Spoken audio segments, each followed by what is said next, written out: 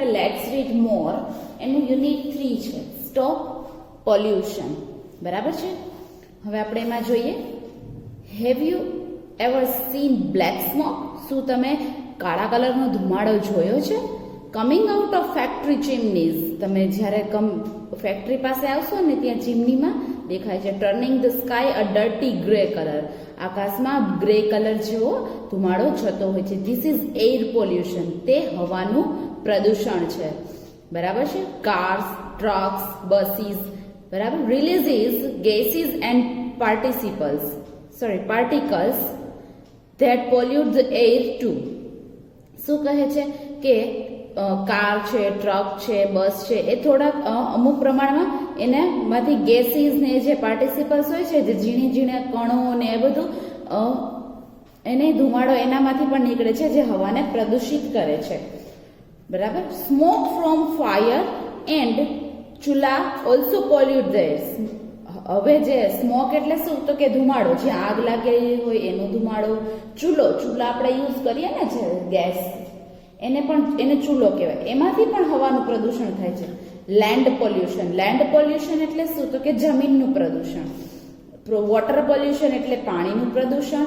And even noise pollution are also big problems. અને અવાજ, ધ્વનિ પ્રદૂષણ પણ મોટો જ અત્યારે પ્રોબ્લેમ થઈ રહ્યો છે. Factories and ordinary people thoughtlessly dump rubbish and waste on land or in water. લોકો હોય છે, ફેક્ટરી અને લોકો હોય છે, એ શું કરતા હોય છે કે નકામનો કચરો, નકામની વસ્તુઓ, એ બધી જ વસ્તુઓને જમીન પર ફેંકે છે. અથવા તો ઘણા ફેક્ટરીઝ વાળા હોય એ શું કરે છે કે પોતાનો જે કચરો હોય છે એ નદીઓમાં ફેંકી દે છે, જેના કારણે જમીન પર એનો કચરો ના દેખાય. એટલે લોકોને એમ થાય કે ભાઈ આ ફેક્ટરી છે, એનો કોઈ કચરો, અને ગવર્મેન્ટ પણ ચેકિંગમાં આવે તો ફેક્ટરીઝ વાળાનો કચરો ને એ બધું વેસ્ટ ક્યાં જાય છે એનો ખ્યાલ પણ ન આવી શકે એ લોકો, એટલે આ રીતે કરતા હોય છે. આપણે જોઈએ છીએ. બરાબર. Farm pesticides kill insect and create land pollution. હવે જે ખેડૂત હોય છે એ લોકો જીવજંતુઓને મારવા માટે દવાઓ છાંટતા હોય છે, એનાથી પણ જમીનનું પ્રદૂષણ થાય છે. And noise pollution is created by loud machines and sound of horns. અને ધ્વનિ પ્રદૂષણ એટલે કે અવાજનું પ્રદૂષણ કઈ રીતે થાય છે કે મોટેથી ગીતો વાગતા હોય એ રીતે થાય છે. અને ઘણા લોકો વગર કારણે હોર્ન વગાડતા હોય છે, આ હોર્ન વગાડ્યા કરતા હોય છે, એ રીતના પણ ધ્વનિનું પ્રદૂષણ થાય છે. Ocean life isn't safe from pollution. બરાબર. ઓશિયન એટલે શું, તો કે દરિયાનું જીવન જે છે એ પણ સેફ નથી અત્યારે, કારણ કે નદીઓ, સરોવરો, તળાવો, એ બધામાં જ કચરો જતો હોય છે. બરાબર. એ જ કચરો અને એ જ નદીઓ બધી જે છે એ દરિયાને મળતી હોય છે, અને નદીઓ, સરોવરો, ઝરણા બધા દરિયાને મળતા હોવાથી એનો કચરો ક્યાં જશે? દરિયામાં. એટલે દરિયાઓ પણ સેફ નથી. બરાબર. Sometimes people are hired to clean up polluted seashore after an oil spill. બરાબર. ઘણા લોકોને એવી રીતે હાયર એટલે કે એને નીમતા હોય છે. હાયર એટલે શું? નીમવું એટલે કે ચૂંટવું. આપણે છે કે ચૂંટણી કહે કે ભાઈ આ રીતે ચૂંટણી થતી હોય, એમાં આપણે ચૂંટીએ પછી એ જીતે, એ રીતે. તો એ રીતે ચૂંટવાનું મીન્સ કે શું કે ભાઈ એક માણસ રાખે છે કે જેમાં એને એ જ કામ કરવાનું કે જ્યાં પોલ્યુશન એટલે કે વોટરનું પોલ્યુશન થતું હોય એ વસ્તુની સાફ સફાઈ કરાવવાની, એ વસ્તુનું ધ્યાન રાખવાનું, એ વસ્તુમાં પાણીમાં કે ક્યાંય કોઈ કચરો ન ફેંકી છે એના માટે એક માણસ રાખેલો હોય છે. બરાબર છે કે આ બધી જ વસ્તુઓને તે સાફ કરાવે અને એનામાં જે કચરો જે ઢોળતા હોય એનો પણ નિકાલ કરાવે અને કોઈ એમાં કચરો ન ફેંકી જાય એના માટેના નિયમો બહાર પાડે, બોર્ડ લગાવે, એ બધું કામ એનું હોય છે. Sometimes ships carrying petroleum have accident and their oil spills into the ocean. હવે ઘણી વખત કેવું થાય છે કે જે જહાજો એ બધા શું છે કે ભાઈ એ બધા તો પાણીમાં જ ચાલે છે, તો જહાજો જે ચાલે છે એ પણ શું છે તો કે પાણીમાં ચાલે છે. બરાબર. તો એ પણ શું થાય છે કે ભાઈ એમાં પણ ઘણી વખત એક્સિડન્ટ થતા હોય અથવા કંઈક પ્રકારનું લીકેજ હોય. હવે જો એ છે ને એ અમે પેટ્રોલથી પણ ચાલતા હોય છે અથવા તો કોઈ ઓઇલથી પણ ચાલતા હોય છે. હવે જો લીકેજ હોય કે એમાં પણ જો જરૂર તો પડતી જ હોય એટલે એ લોકોએ એક્સ્ટ્રા ફ્યુલ તો રાખ્યું જ હોય, તો એમાં પણ જો ક્યારેય જરૂર પડતી હોય તો શું થાય છે કે લીકેજ થઈ જાય, એક્સિડન્ટ થાય તો એમાં જે ભરેલું ઓઇલ હોય અથવા તો જે ટાંકીમાં જે ઓઇલ હોય બરાબર, એ શું થાય છે, સ્પ્રેડ થાય છે. સ્પ્રેડ થાય છે કે એટલે કે દરિયામાં એ બધું જ ઓઇલ જતું રહે છે, જેના કારણે દરિયાનું પાણી પણ શું થાય છે, પ્રદૂષિત થાય છે. બરાબર છે. એના પછી આપણે જોઈએ છીએ કે dirty air, land and water are dangerous. ખરાબ હવા, જમીન અને પાણી એ આપણા માટે ખૂબ હાનિકારક છે. Dirty air or smog, smoke mixed with fog. Smog એટલે શું? સ્મોક એટલે કે ધુમાડો. ફોગ એટલે શું? તો કે ફોગ એટલે જે આપણે ધુમ્મસ જેવું થઈ જાય ને એને ફોગ કહેવાય, એને સ્મોગ કહેવાય. બંને શબ્દને ભેગા કરેલા. It's hard to breathe and makes people and animal sick. હવે જે આ રીતે જે પ્રદૂષણથી જે ધુમાડો અને ધુમ્મસ બે ભેગી થાય છે, જેને હવામાં ભળી જતી હોય છે, અને હવામાં ભળવાથી આપણા સ્વાસ્થ્યને, પ્રાણીઓના સ્વાસ્થ્યને પણ શું છે, નુકસાનકારક છે. Dirty water makes people and animal sick when they drink it, water wash with it or live in it. પ્રાણીઓ છે અને માણસો, ઘણા લોકો જો ગામડાની આજુબાજુમાં જે રહેતા હોય ને, એ લોકો નદીએથી પાણી ભરતા હોય, કૂવા હોય તો એમાંથી ભરતા હોય, સરોવર હોય તો એમાંથી ભરતા હોય, અને ત્યાંના ઢોર ઢાંખર હોય એ પણ એમાંથી જ પાણી પીતા હોય છે. તો હવે શું થાય કે આવું પ્રદૂષિત પાણી થઈ ગયું હોય તો જેના કારણે એ લોકો પાણી જે પીતા હોય એ પણ શું થઈ જાય છે, બીમાર થઈ જાય છે ને. બસ એ જ વાત અહીંયા કહે છે કે ભાઈ જે ત્યાં રહેતા હોય એ લોકો પણ એમાં બીમાર થઈ જાય છે. It also kills plants. તે આવા જે ધુમાડાકારક, જે હાનિકારક તત્વો એમાં ગયા હોય તો તે પાણીનો યુઝ આપણે છોડવાઓને પાઈએ તો એ પણ મૃત્યુ પામે છે, છોડવાઓ પણ. If land absorbed sucks drinks into much of waste, nothing will grow on it and it become unfit to live on. શું કહે છે કે ભાઈ જો આવું જ ગંધારું પાણી, આવું જ ખરાબ પાણી જો જમીન પણ શોષી લે, જમીન તો પાણી શોષી જ લે છે, પણ જો આવું ખરાબ પાણી શોષી લે તો એમાં પણ કઈ જ વનસ્પતિ, કોઈ પણ પ્રકારની વનસ્પતિ ઉગી શકતી નથી. બરાબર છે.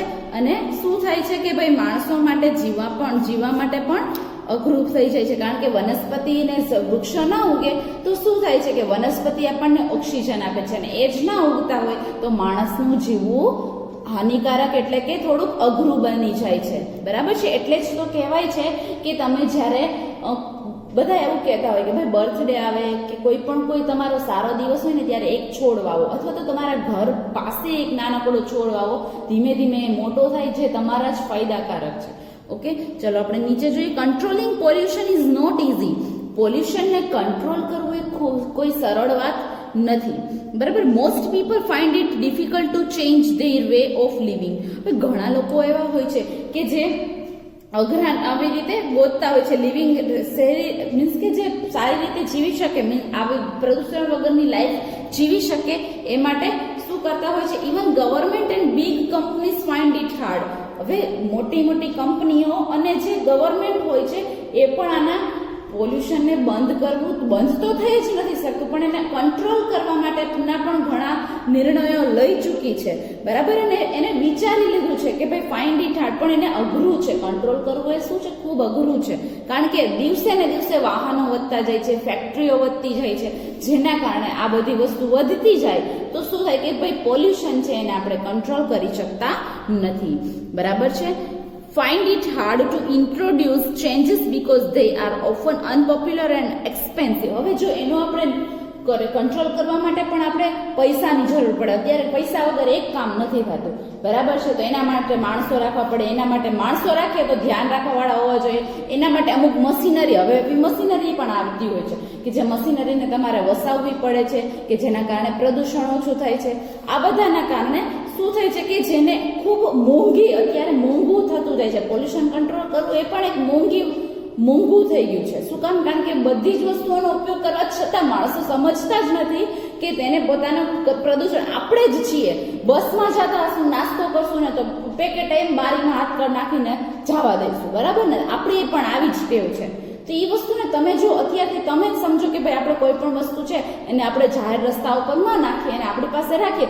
જ્યારે ક્યાંય પણ પહોંચીએ છીએ અથવા તમે ક્યાંય પણ ગયા હોય, પ્રવાસમાં જાઓ, બહાર જાઓ, કોઈના ઘરે જાઓ, તો તમારે એક ટેવ રાખવી જોઈએ કે જે કાંઈ પણ વસ્તુ ખાઓ છો, પીઓ છો, લ્યો છો, નાખી દેવા માટે એની કોઈ સ્પેશિયલ જગ્યા હોય છે. ગવર્મેન્ટ દરેક જગ્યાએ કચરા ટોપલીની કે દરેક વસ્તુની નિકાલ કરવા માટેની એક જગ્યા રાખેલી જ હોય છે. ઇવન ઘરમાં પણ આપણા ડસ્ટબિન હોય છે. તો તમારા ઘરે તો તમે કોઈ કચરો એવી રીતે નાખતા નથી, બરાબર ને? તો એ જ વસ્તુ તમારે હવે બહાર પણ ઉપયોગમાં લેવાની છે. However small changes can also help.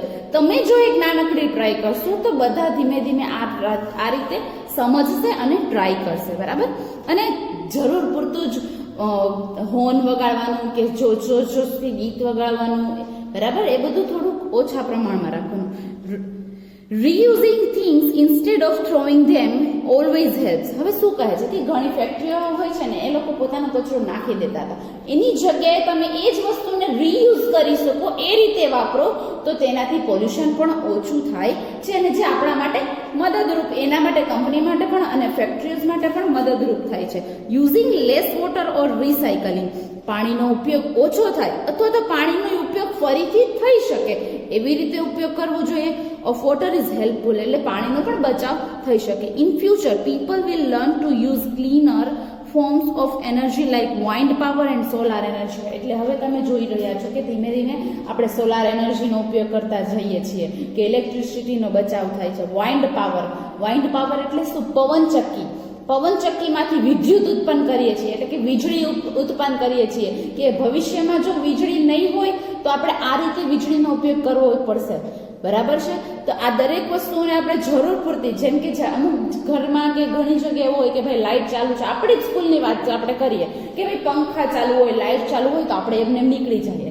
ભાઈ તમારા ઘરે તો તમે બહુ સરસ રીતે લાઇટ બંધ કરો છો અને ચાલુ કરો છો. ઇવન ઘરે ન પણ કરતા હોય તો પણ હવે તમારે શીખવું જોઈએ કે ભાઈ લાઇટ ચાલુ છે, બંધ હોય તો એને જરૂર પૂરતું કામ પૂરતું યુઝ કરો, બાકી બધી જ વસ્તુનો તમે બંધ કરી દો, બરાબર છે? જેનાથી ઇલેક્ટ્રિસિટીનો પણ બચાવ થાય છે. અને આપણે સ્કૂલમાં તો ક્યાં આપણે બિલ દેવાનું છે, તો આપણે ભલે ચાલુ આપણે એમ વિચારીને નીકળી જતા હોય, પણ એવું જરૂરી નથી કે આજે કદાચ એક વખત અત્યારે જે વીજળીના કાપ આવે છે, અમુક વાર એક અઠવાડિયામાં તમારે લાઇટ જતી રહેતી છે. શું કામ કરવામાં આવે છે? કારણ કે ઇલેક્ટ્રિસિટીનો ખૂબ વધારે પડતો ઉપયોગ થતો હોય છે, જેના કારણે વીજળીનો કાપ મૂકવામાં આવતો હોય છે, બરાબર છે? પાણીઓના પણ કાપ મૂકવામાં આવતો હોય છે. એનું કારણ પણ એ જ છે કે પાણીઓને બચાવ કરવા માટે પાણીઓનો કાપ મૂકવામાં આવતો હોય છે. તો આ દરેક વસ્તુનું આપણે ધ્યાન રાખવું જોઈએ. એક્સરસાઇઝ 1 એ જોઈએ. Tick right in the box and word nearest in meaning to the underline part of the sentence. The cat jumped over the glass of milk. હવે બિલાડી કૂદકો મારે છે દૂધ ભરેલા ગ્લાસમાં. The milk was spread all over the floor of the kitchen. દૂધ ઢોળાઈ જાય છે કિચનમાં, તો શું થશે? દૂધ શું થયું હશે? વેસ્ટ થયું, બરાબર છે? When there is lot of pressure inside કુકરમાં ખૂબ વધારે પડતું હવા ભરાઈ ગઈ છે. Its whistle goes up and vapour comes out, તો શું થશે?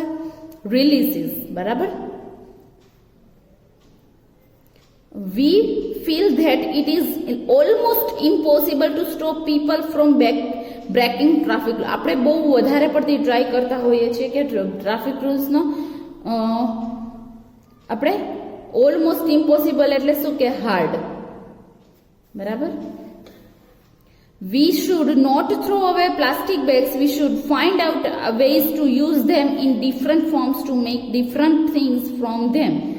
તો શું આવશે? રિસાયકલ. ઓકે, ચાલો હવે આપણે જોઈએ મેક વન સેન્ટેન્સ. આના ઉપરથી વાક્ય બનાવવાના છે. Answer in one word. We do we chulhas release. What makes the air dirty. શું શેનાથી હવા પ્રદૂષિત થાય છે? What is the solution throw away things. બરાબર, આ પ્રશ્નો છે જેને તમારે આન્સર એક શબ્દમાં આપવાના છે. Fine fill in the details from the lesson. આમાંથી તમને જે કયાનાથી શેનાથી એર પોલ્યુશન થાય છે, શેનાથી આ પોલ્યુશન થાય છે, સોર્સિસ છે, બરાબર, આ બધી જ વસ્તુ નીચે તમારે લખવાની છે જે આપણે પાઠમાં આવી ગયેલી છે. ઓકે, તો આ પાઠ આપણે ખૂબ જ સરસ રીતે ભણી ગયા, બરાબર છે? બાકી ઓકે, બાય બાય.